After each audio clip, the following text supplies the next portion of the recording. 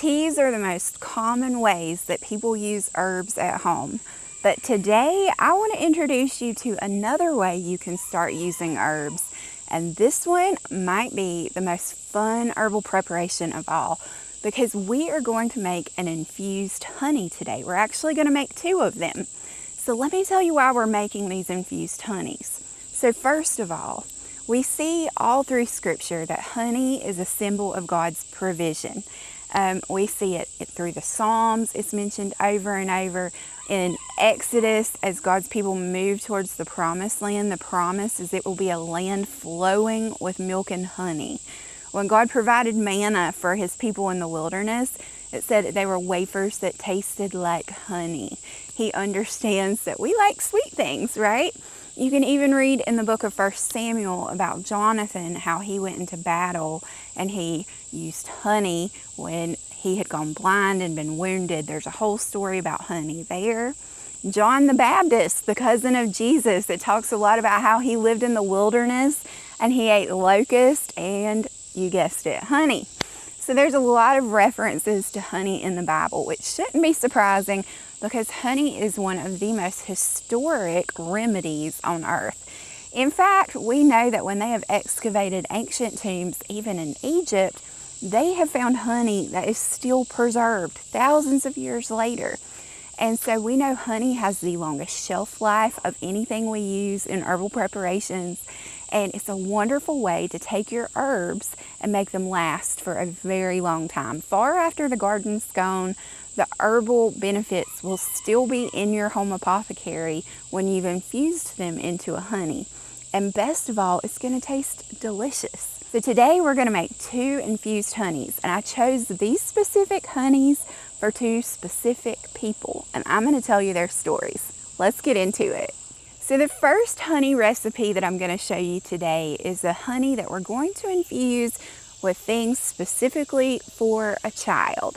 This recipe is going to a sweet little 2nd grader who's about to start school. And her mom and dad came to me and they just said, hey, we've noticed she is getting sick all the time during the school year.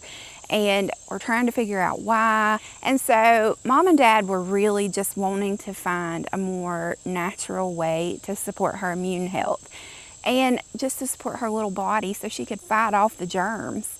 And honestly, this little girl reminds me a lot of myself as a kid in the way that I tended to get sick a lot. And she also struggles with being a little bit nervous about going to school, which I also am a nervous kind of person. So I relate to this little girl and immediately had compassion. And I was like, I think I know exactly what to make for her. So of course, we could have made this sweet little darling a tea. But kids don't always love tea, at least not enough to drink it every single day. But you know what kids do tend to love? Honey.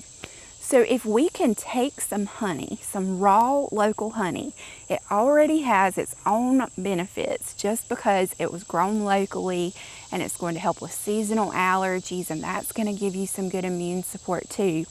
But also, we're going to pair it with some specific herbs.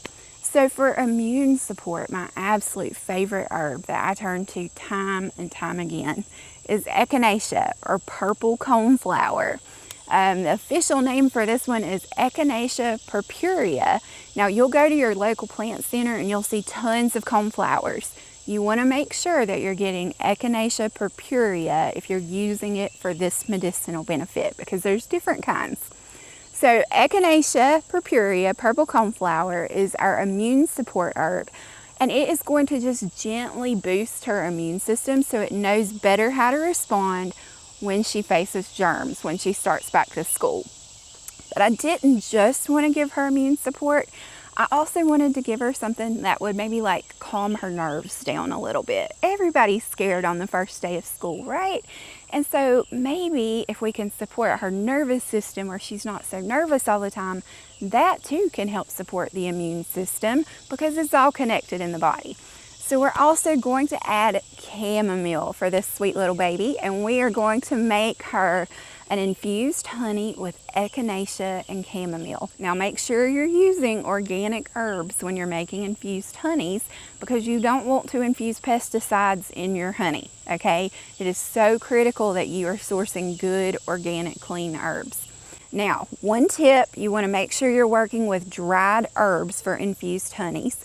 You could, in theory, make an infused honey with fresh herbs, but the shelf life won't be as long because fresh herbs have moisture, they have water. And when you introduce water content, that absolutely changes the shelf life. So it's best to use dried herbs for this preparation. Now the process to make this is so incredibly simple. Here's what you're going to do. You're going to need a clean mason jar. I usually work with pint-sized jars when I'm making infused honeys. So we want to fill our jar about halfway full with herbs. Just scoop your herbs in there. So you're going to put your herbs in there halfway full in your jar, and then the fun part is we just start adding honey. And you're going to pour it in, and what you'll notice is that it just sits on top of the herbs at first. And then you're going to have to go in and stir it up. So I like to take the end of my wooden spoon and just flip it over and use it to stir the honey up. And you want to really dig around in the bottom of the jar and get all the little bits incorporated. Pick it up, look at it, spin it around, see if you see any dry spots or dry pockets, and then stir it some more. Now, as you're doing this, the level in your jar will decrease, and you're going to need to go back and add more honey and then stir it again. And you just keep doing this process of adding more honey, stirring, adding more honey, stirring, until your jar is full up to about an inch from the top. You want to leave about an inch of space. So we've got a jar halfway full with echinacea purpurea and chamomile, and then we've added our honey, we've mixed it all up. Now we're going to add our lid and our ring. And then this just needs time and patience for it to infuse. And all of the benefits that are inside of that plant material is going to go into the honey. And so we're going to wait a few weeks. You can go as little as 2 weeks or as long as 8 weeks. It's really up to you. The longer you go, the stronger the honey gets. For me on honeys, I usually do about a month.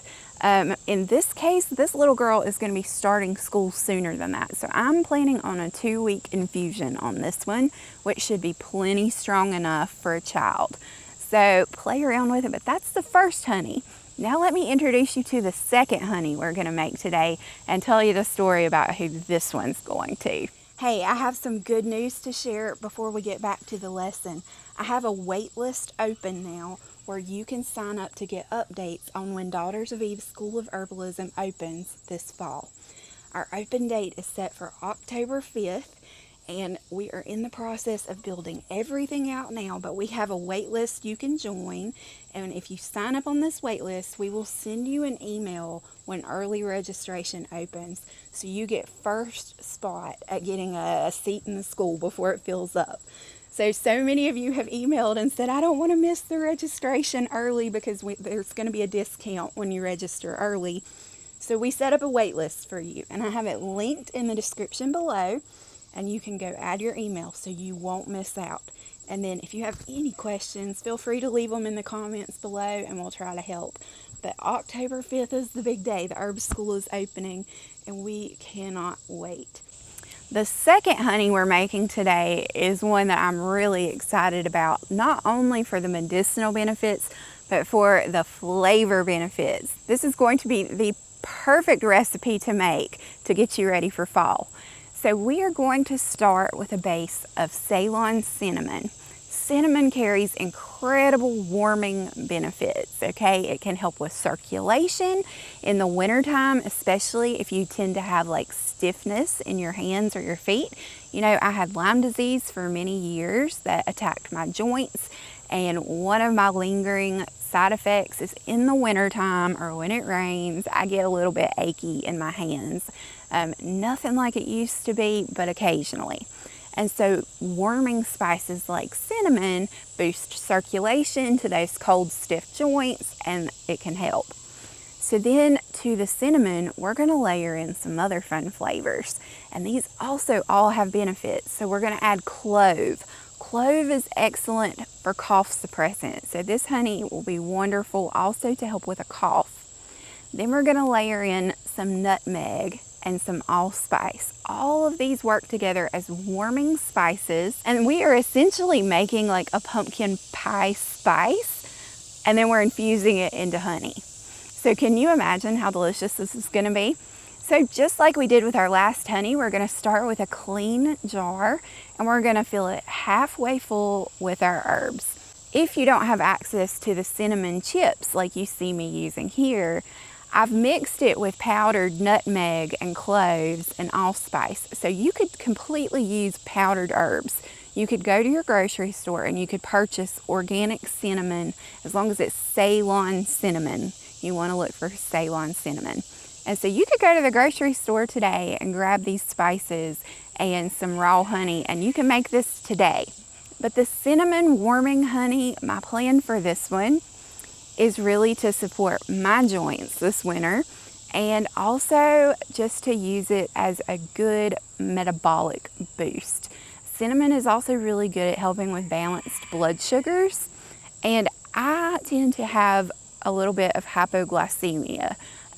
It's almost the opposite of being diabetic where your sugars go too high.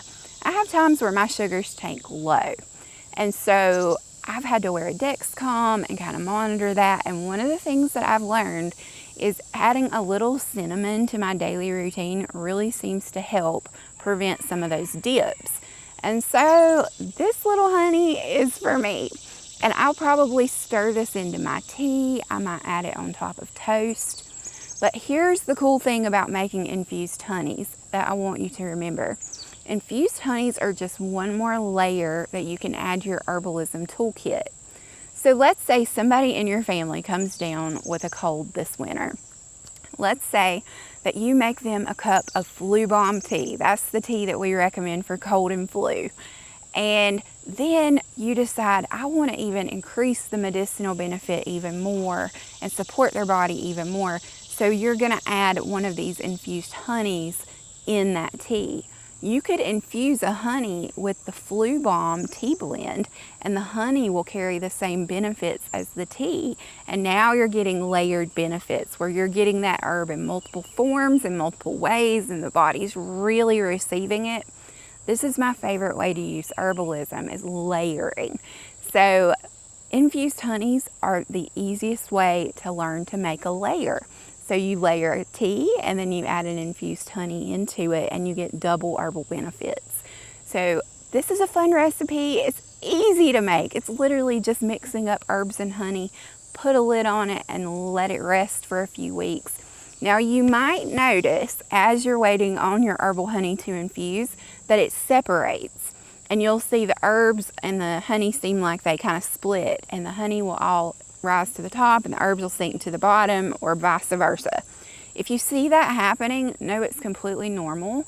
I keep these jars on my kitchen counter, and once a day I just come out and I flip all my honey infusions and I let them all run back together. Just flip it once or twice a day. It'll keep it stirred up, which is going to help the infusion process, but it's nothing to worry about. The only time you would be concerned is if you saw any sort of mold or anything growing on top. But as long as your herbs are completely covered in honey, honey's a preservative and you should be fine. Gentle reminder, we do not want to use raw honey for children under 1 year of age without talking to a pediatrician first. But apart from little babies, infused honeys are one of the most gentle ways that you can give herbs to your family. They're also one of the most sneaky ways that you can give herbs to your family. And let me just plant a little idea in your mind. You could take herbs that support focus, maybe even like the focus tea blend that I've taught you to make, and we also carry it in our herb shop. But you could make a focus support blend, make that into an infused honey, and then when you pack your lunch for your kid, add some honey. Maybe you do like a peanut butter and honey sandwich, or I don't know if schools even allow peanut butter anymore, but you know, maybe you do sun butter or whatever they allow. But the honey that you add is that herbal honey. your kid's going to get an herbal benefit while they're at school and they're just eating their lunch. And it might help them focus to get through the second half of the school day. So lots of really intentional ways that you can use herbal honeys. So how do we finish the process when they're done steeping? Well, here's what we're going to do. So you're going to strain your honey out. Now this step is actually optional. If you don't mind like the texture of eating the honey with the herbs in it, you can leave it. There's no harm in doing that. But if you want just a clear honey so your kids are not like, what are you giving me? Just strain it. Honey is a little more time consuming to strain than things like alcohol tinctures or glycerites, but you can still do it with just a simple wire mesh strainer and just let it slowly drip through. And then the honey that is left after you remove the herbs, there's your infusion, and that is your homemade medicine. So as always, I want to remind you, this is not medical advice. I am just a mom in North Carolina who has found incredible help from the plants in helping me and my family stay well. We continue to rely on herbs every single day, and we make a lot of teas for a lot of people we love. We have a tea shop at herbswithgrace.com, and I would love for you to come visit. Try one herb and try infusing it into a honey. You know, if neither of these recipes really struck a chord with you, you could do a lemon balm infused honey. You know I love me some lemon balm. It's growing right there behind me. You know, a lemon balm infused honey is delicious. I love that one. And you can just eat it by the spoonful. And that's your dose. A spoonful of honey makes the medicine go down. Mary Poppins was onto something, and that's what we're doing with infused honeys. So give it a try this week. Make some honeys, knowing that you are using God's gifts and provisions for your family. Because without God and His glorious design and the way He made the bees, the whole picture is just provision. Because the garden gives what the bees need, and the bees bring what the garden needs, and God created this whole life cycle, and we get the plants and the honey at the end, and we can put them together into this beautiful healing recipe that can help with so many things. And hey, if you stayed till the end of this video, you're a real one, and I appreciate you. I would love to give you a discount if you would like to order something from our tea shop this week, just to say thank you for being one of the ones that watches my videos to the very end. So you can shop at herbswithgrace.com and get anything in my shop for 5% off today with code FRIEND. Thanks for showing up and being part of my tribe. I appreciate you. Thanks for learning herbs with me, and I'll see you next time.